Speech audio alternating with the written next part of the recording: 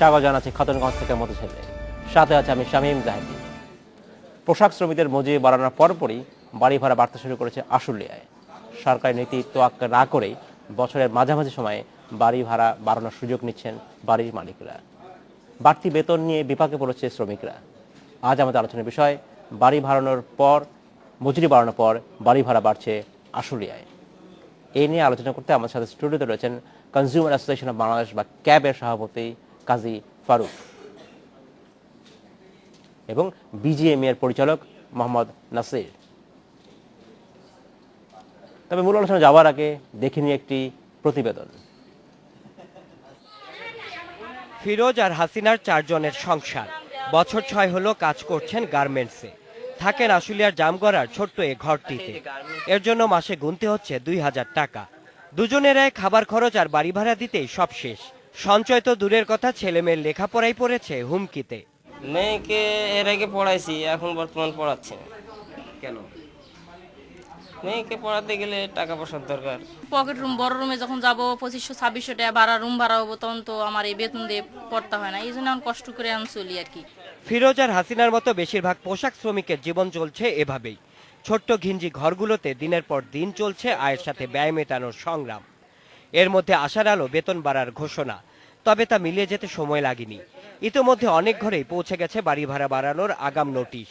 এই মাসখানে বলে দিছে 1750 টাকা ভাড়া দিতে হইব। বাড়িওয়ালারা কইলে রুম ভাড়া বাড়তি দিতে হইব, তোমার বেতন বাড়তাছে।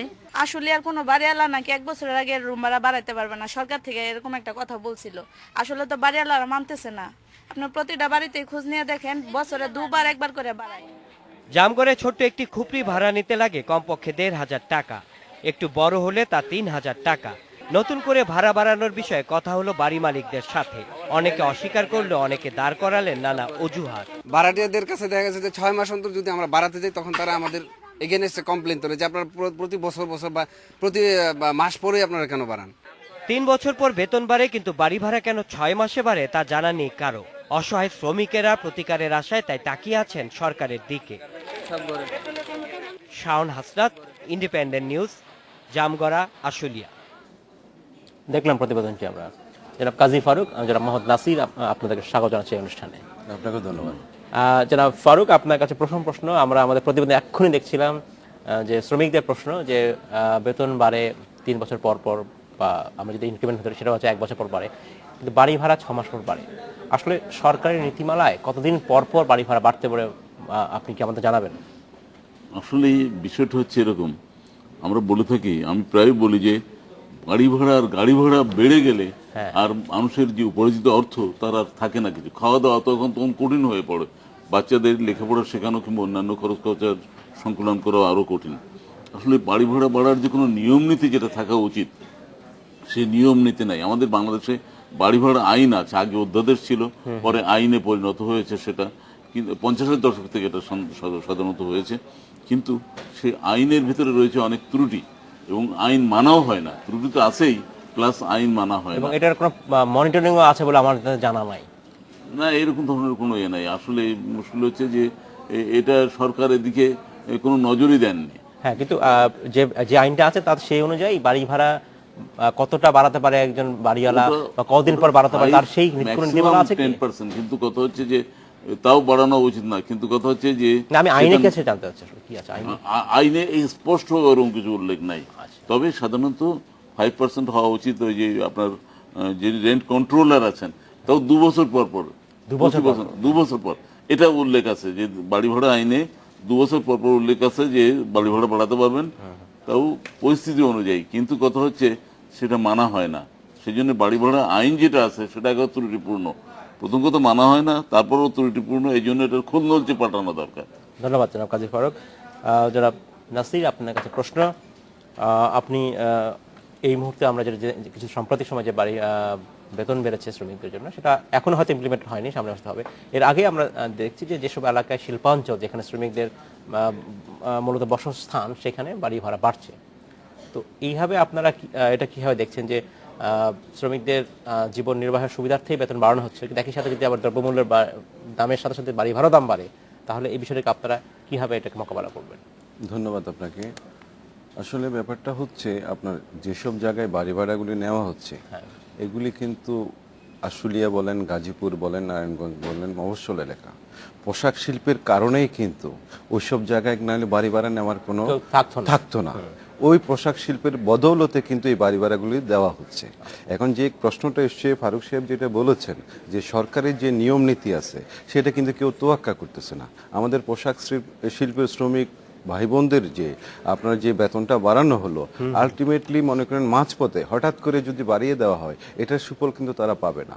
এই পর্যায়ে আপনার সরকারের একটা নীতিমালা যদি থাকে, আপনার মনিটরিং যদি থাকে, যেমন পোশাক শিল্পের জন্য ন্যূনতম মজুরি 3 বছর পর আপনার নির্ধারণ করা হচ্ছে এবং এটা মানার জন্য সরকারের পক্ষ থেকে আপনার মনিটরিং করা হচ্ছে, ঠিক তেমনি যদি আপনার বাড়ি ভাড়ার যে আবাসন একটা নীতিমালা করে এটাকে যথার্থভাবে ইমপ্লিমেন্ট করা হয় তাহলে শ্রমিকরা উপকৃত হবে। এটা কি সম্ভব আদৌ? অবশ্যই সম্ভব। আপনার অসম্ভব এটা যদি সরকার যদি, আমি যেটা বলছি, উনি বলছেন 2 বছর অন্তর যে বাড়ি ভাড়া বাড়ানোর যে নিয়মটা আছে সেটাই যদি মেনে চলা হয় তাইলে তো আর এই সমস্যা হয় না। 2 বছর পরে যদি 5%, উনি বলেছেন 5% যদি বাড়ে তাইলে কিন্তু এটা তাদের গায়ে লাগবে না এবং সামাজিক যে দৈনন্দিন যে খরচ সেটা মিটিয়ে তারা ভালোভাবে চলতে পারবে। কিন্তু যখনই আপনার এই নীতিটা মানা হবে না, ইচ্ছে হলো যাদের বাড়ির মালিক তারা বাড়িয়ে দিল, তাইলে কিন্তু সমস্যাটা ওখানে উদ্ভব হচ্ছে। আচ্ছা, ধন্যবাদ জনাব নাসির। জনাব ফারুক, আপনার কাছে প্রশ্ন যে আমরা যদি বলি বাড়ি ভাড়া নিয়ন্ত্রণ করা সম্ভব কিনা, বা দুপক্ষের স্বার্থ দেখা উচিত, যারা বাড়ি ভাড়া দিচ্ছেন বা যারা ভাড়া নিচ্ছেন, এই দুই পক্ষের যেটা ব্যালেন্স থাকা উচিত সেটা আসলে কীভাবে সম্ভব, কে করবে? আসলে বাড়ি ভাড়ার যে বৃদ্ধি যে নিয়ম নীতি সেটা তো মানাই হয় না। এটা আর একটা জিনিস হচ্ছে যে বাড়ি ভাড়া বৃদ্ধির জন্য বছরে একবার হয়তো তোরকে জিনিসপত্রের ইনফ্লেশন রেট এবং অন্যান্য কিছু মিলে, কিন্তু কখনো কখনো কোথাও কোথাও দেখা গেছে 2 বার বাড়ি ভাড়া বাড়ে। এটা হচ্ছে কথা। আর একটা কথা হচ্ছে যে আপনার বাড়িওয়ালার সঙ্গে ভাড়াটিয়ার যে সম্পর্ক থাকা, যে চুক্তিবদ্ধ হওয়া, এটা চুক্তি আইন। বাড়ি ভাড়া আইনটা হচ্ছে আপনার চুক্তি আইনের ভিত্তিতে কিন্তু এই বাড়ি ভাড়া আইনটা হয়, কিন্তু সে চুক্তিও করা হয় না। বেশিরভাগ বাড়িওয়ালা দেখবেন আপনার চুক্তি করছে না, কিংবা যে চুক্তি মুখোমুখি করছে, মুখোমুখি কথা ছিল কিন্তু কথা রাখা হয় না। এটা নিয়ে বচসা শুরু হয় এবং এই বচসা শুরু হলে যাবেন কোথায়? রেন্ট কন্ট্রোলারের কাছে যাবেন। রেন্ট কন্ট্রোলার কোথায় থাকেন? আদালতে। আদালতে আপনার অ্যাডিশনাল জাজেস স্ট্যাটাসে রেন্ট কন্ট্রোলার থাকেন, ঢাকাতে কয়েকজন আছেন।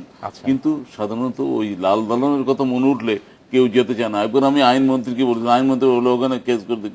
আমি বললাম, মাননীয় আইনমন্ত্রী, আপনি কি জানেন লাল দালানকে আমাদের সাধারণ লোক ভয় পায়? বলে না, তা তো করতেই হবে, যেতেই হবে, না হলে গেলে কি করে চলবে। কিন্তু কথা হচ্ছে কেউ জানেও না। তবুও এখনো পর্যন্ত কোনো লিটিগেশন হলে, বাড়িওয়ালা এবং ভাড়াটিয়ার মধ্যে লিটিগেশন হলে রেন্ট কন্ট্রোলের কাছে টাকা জমা দেন। কিছু কিছু ঘটনা ঘটে না, কিন্তু এটা তো সুরাহা নয়।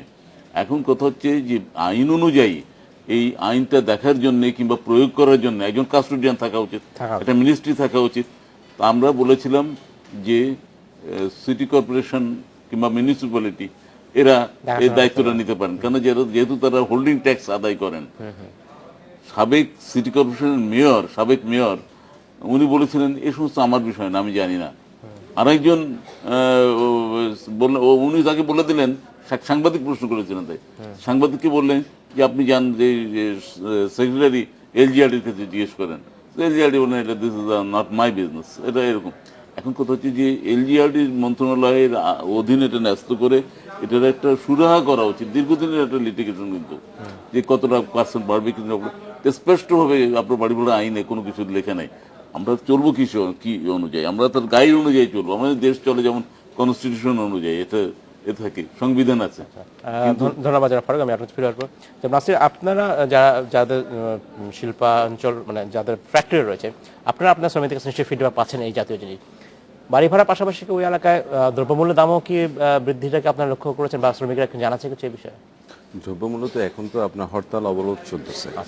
ন্যাচারালি প্রতিটা জিনিস যখন ডিমান্ড এবং সাপ্লাই ঠিক মতো না হয় তখন দ্রব্যমূল্য তো বাড়বেই এবং বাড়তেছে। আপনার অবরোধের কারণে আমরা যারা পোশাক শিল্প তারাই কিন্তু মারাত্মকভাবে এখন ক্ষতিগ্রস্ত। আবার চিটং থেকে কাপড় আনা যাচ্ছে না, আবার এক্সপোর্টের মাল আপনার শিপমেন্ট করা যাচ্ছে না। এই অবস্থায় দম বন্ধ হয়ে মারা যাওয়ার অবস্থায় আছে পোশাক শিল্পের মালিকরা। পাশাপাশি আপনার এই যে দ্রব্যমূল্যের কথা বলেছেন, এগুলি তো বেড়ে চলেছে। কারণ হলো যখন আপনার এই কাঁচামালগুলো না আসবে তাহলে স্বাভাবিকভাবেই তো তখন দাম বেড়ে যাবে, ডিমান্ড বেশি হবে, সাপ্লাই কম হবে। আপনার এই জায়গায় আমাদের আবেদন হলো আমরা যে হরতাল অবরোধ হোক, কিন্তু বিরোধী দল এবং সরকারি দল সবসময় পোশাক শিল্পকে হরতাল অবরোধের আওতামুক্ত রেখেছেন। এখন আমাদের দাবি হলো যে কোনোভাবে রাত্রেবেলায় হলো যাতে আমাদের কাঁচামালগুলো চিটং থেকে ফ্যাক্টরিতে আনা যায় এবং ঢাকা থেকে শিপমেন্টটা করা যায়, নাহলে কিন্তু কেউ বেতন দিতে পারবে না। এখন যে অবস্থা সৃষ্টি হয়েছে, এক্সপোর্ট যদি করতে না পারে তাহলে বেতন দিতে পারবে না, এবং এয়ার শিপমেন্ট হয়ে যাচ্ছে, ক্যান্সেলেশন হয়ে যাচ্ছে, আপনার ডিসকাউন্ট হয়ে যাচ্ছে। ধন্যবাদ জনাব নাসির। আমাদের সময় হয়েছে বিরতিতে যাবার, ফিরে এসে আমরা আবার কথা বলব। সময় হলো একটি বিরতিতে যাবার, ফিরছি শীঘ্রই, সাথেই থাকবেন।